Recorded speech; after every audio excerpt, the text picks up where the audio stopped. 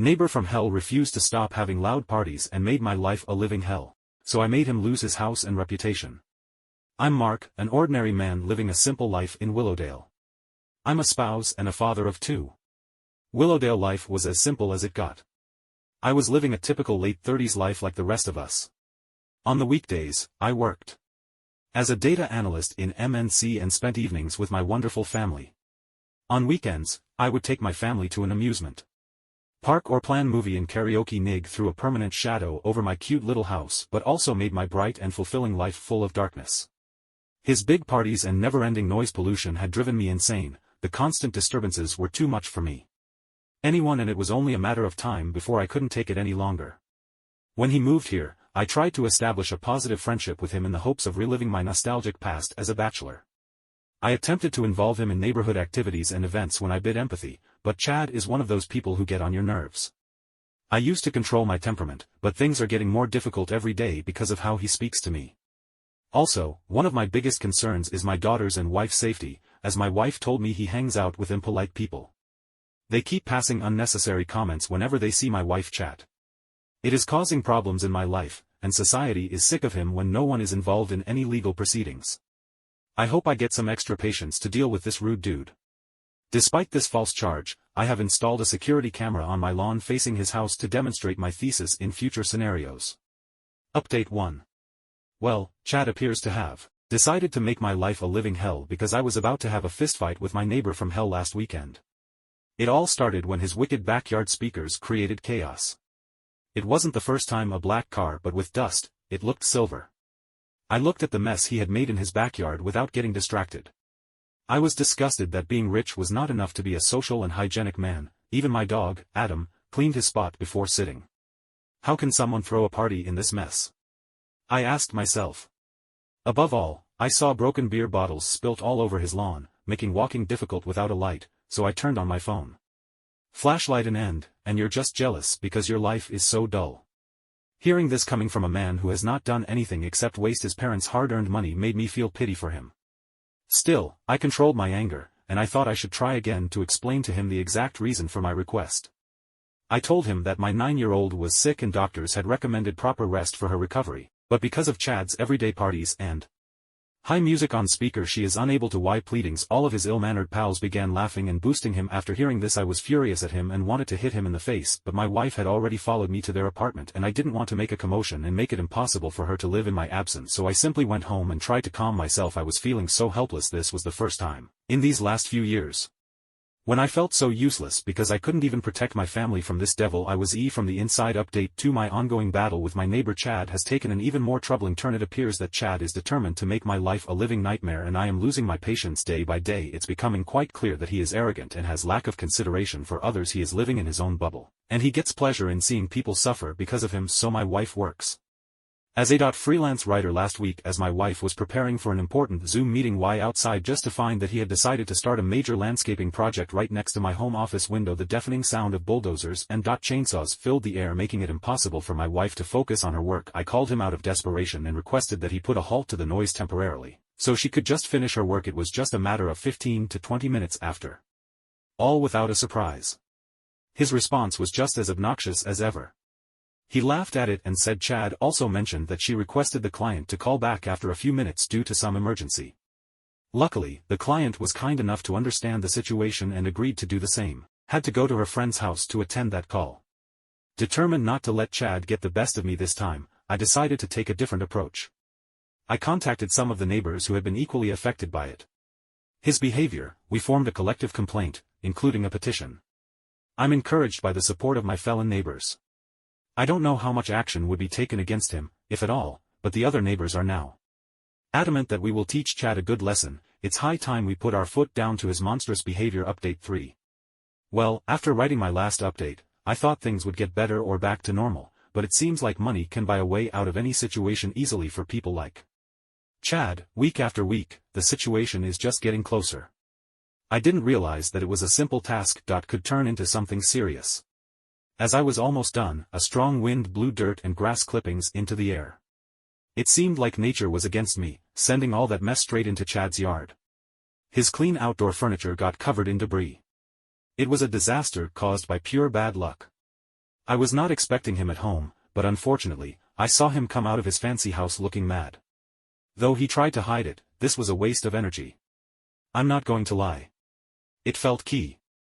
Seeing him taste his medicine after he finished demeaning me and boasting about his opulent furniture and cushions was satisfying. When he was venting, I smirked and said, "Oh, the wind didn't know about your inexpensive furniture," and went inside my house. I knew he would be infuriated by my comment and would further vent, so I let him be. Chad is a spoiled child who won't take no for an answer and demands that I call. He initially thought my dog was sick due to weather changes, but after taking him to the clinic, we discovered that it was due to medication intake. When I got home, I checked the camera and discovered that my neighbor from hell and his wicked cronies had fed my dog this medication. I am still in shock. I mean, how can someone do something this horrible? This is inhuman. I was about to leave the place, but not anymore. Now, my rage knows no bounds, and I am determined not to leave this plan to take matters into my own hands, so I decided to consult with my other neighbors, who had also suffered due to Chad's outrageous behavior.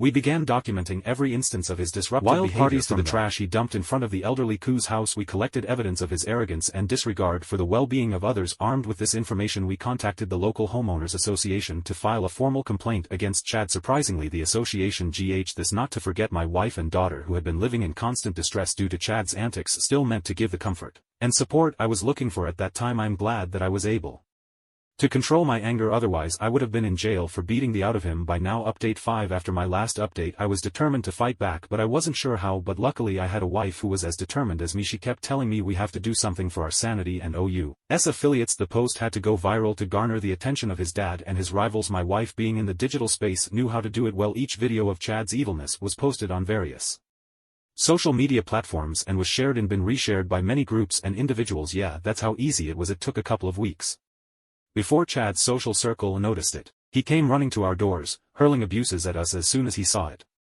Yes, we recorded that and went online to find out that his dad's reputation was at stake. Was being questioned and trolled by people of his social class, and everyone wanted to maintain a reputation in their circle. The hatred towards him grew so intense that local boys started painting his walls as an evil monster and whatnot. We started getting support from the local community and social groups.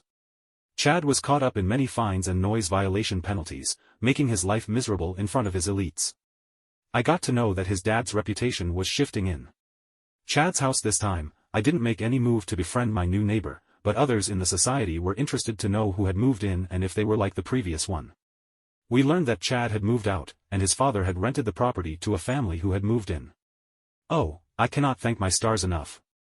It is a family of 4, and his youngest son is of my daughter's age, so I'm guessing they would be indulged in any selfish act like Chad did as a bachelor.